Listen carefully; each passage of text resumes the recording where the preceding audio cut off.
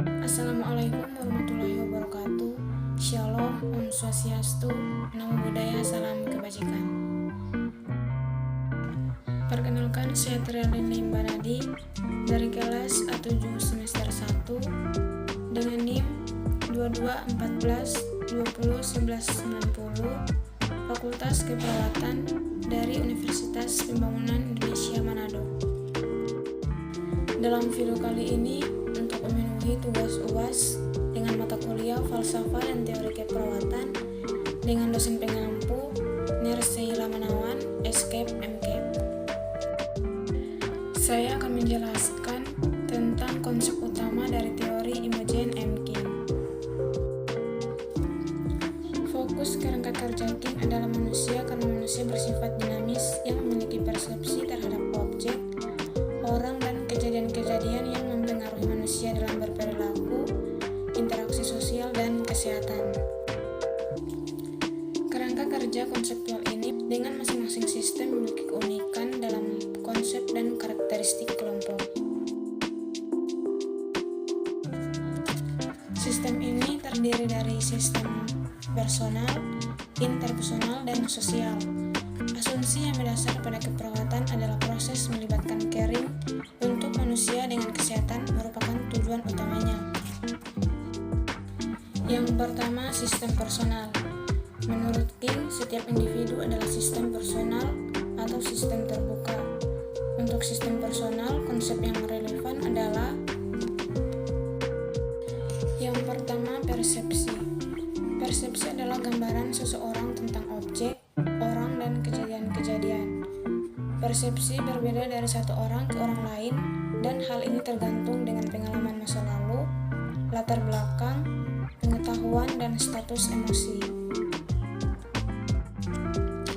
Karakteristik persepsi adalah universal atau dialami oleh semua, selektif untuk semua orang, dan subjektif atau personal.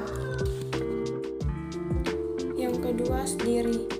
Diri adalah bagian dalam diri seseorang yang berisi benda-benda dan orang lain. Diri adalah individu atau bila seseorang berkata aku. Karakteristik diri adalah individu yang dinamis, sistem terbuka, dan orientasi pada tujuan. Yang ketiga, pertumbuhan dan perkembangan. Tumbuh kembang meliputi perubahan sel, molekul, dan perilaku manusia. Perubahan ini biasanya terjadi dengan cara yang tertib dan dapat diprediksikan walaupun individu itu bervariasi, dan sumbangan fungsi genetik, pengalaman yang berarti dan memuaskan. Yang keempat, citra diri. Citra diri sebagai cara bagaimana orang merasakan tubuhnya dan reaksi-reaksi lain untuk penampilannya. Yang kelima, ruang. Ruang adalah universal sebab semua orang punya konsep ruang, personal atau subjektif, individual, situasional, dan tergantung dengan hubungannya dengan situasi, jarak, dan waktu, transaksional, atau berdasarkan pada persepsi individu terhadap situasi. Yang terakhir, waktu.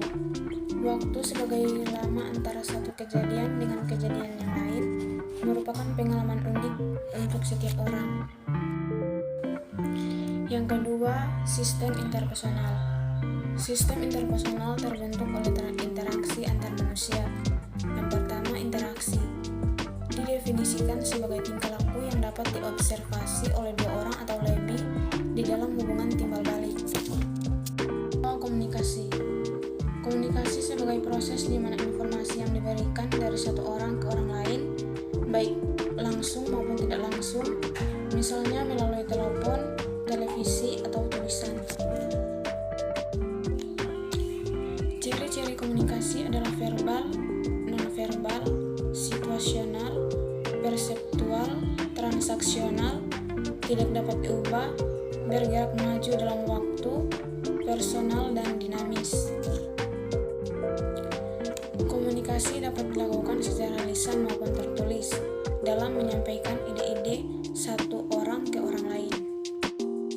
Yang ketiga, transaksi. Ciri-ciri transaksi adalah unik karena setiap individu mempunyai realitas personal berdasarkan persepsi mereka. Yang keempat, peran.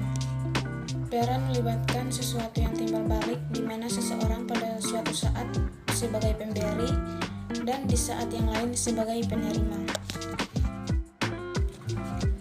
Ada 3 elemen utama peran, yaitu peran berisi perilaku yang diharapkan pada orang yang menduduki posisi di sistem sosial, prosedur atau aturan yang ditentukan oleh hak dan kewajiban yang berhubungan dengan prosedur atau organisasi, dan hubungan antara 2 orang atau lebih berinteraksi untuk tujuan pada situasi khusus. Yang kelima, stres. Stres adalah suatu keadaan yang dinamis dimanapun manusia berinteraksi dengan lingkungannya untuk memelihara keseimbangan pertumbuhan, perkembangan, dan perbuatan yang melibatkan pertukaran energi dan informasi antara seseorang dengan lingkungannya untuk mengatur stresor. Yang ketiga, sistem sosial. Sistem sosial sebagai sistem pembatas peran organisasi sosial, perilaku, dan praktik yang dikembangkan untuk memelihara nilai-nilai dan mekanisme pengaturan antara praktik-praktik dan aturan. Yang pertama, organisasi. Organisasi yang bercirikan struktur posisi yang berurutan dan aktivitas yang berhubungan dengan pengaturan formal dan informal seseorang dan kelompok untuk mencapai tujuan personal dan atau organisasi. Yang kedua, otoritas. Otoritas atau wewenang, bahwa wewenang itu aktif, proses transaksi yang timbal balik di mana latar belakang, persepsi, nilai-nilai, dan pemegang mempengaruhi definisi, validasi, dan penerimaan posisi di dalam organisasi, serta berhubungan dengan wewenang.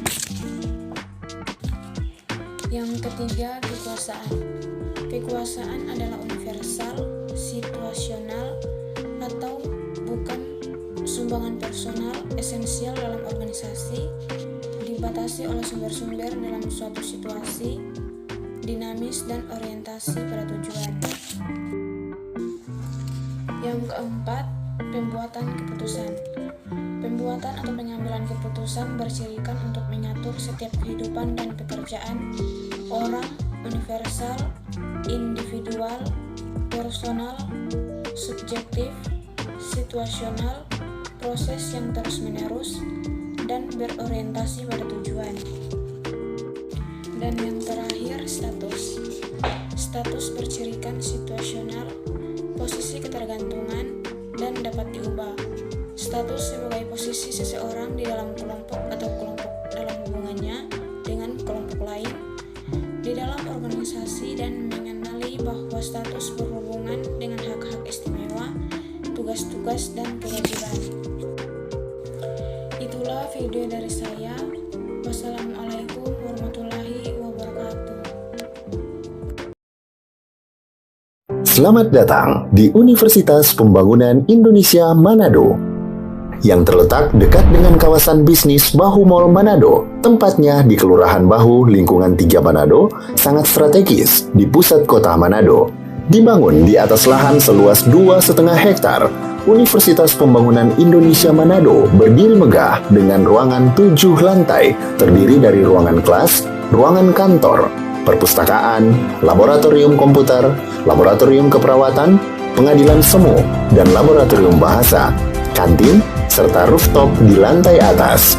Universitas Pembangunan Indonesia Manado memiliki 6 fakultas dengan program studi, yaitu Fakultas Pertanian, Prodi Agribisnis, Fakultas Hukum, Prodi Hukum, Fakultas Teknik, Prodi Teknik Elektro dan Teknik Sipil, Fakultas Ilmu Sosial Ilmu Politik, Prodi Ilmu Politik, Fakultas Sastra, Prodi Sastra Inggris, Fakultas Keperawatan, Prodi Ilmu Keperawatan, dan Profesi Nurse. Didukung oleh sumber daya manusia yang berkompeten dan tersertifikasi, Universitas Pembangunan Indonesia Manado memiliki dosen dan tenaga kependidikan dengan latar belakang S2 dan S3 lulusan dalam dan luar negeri.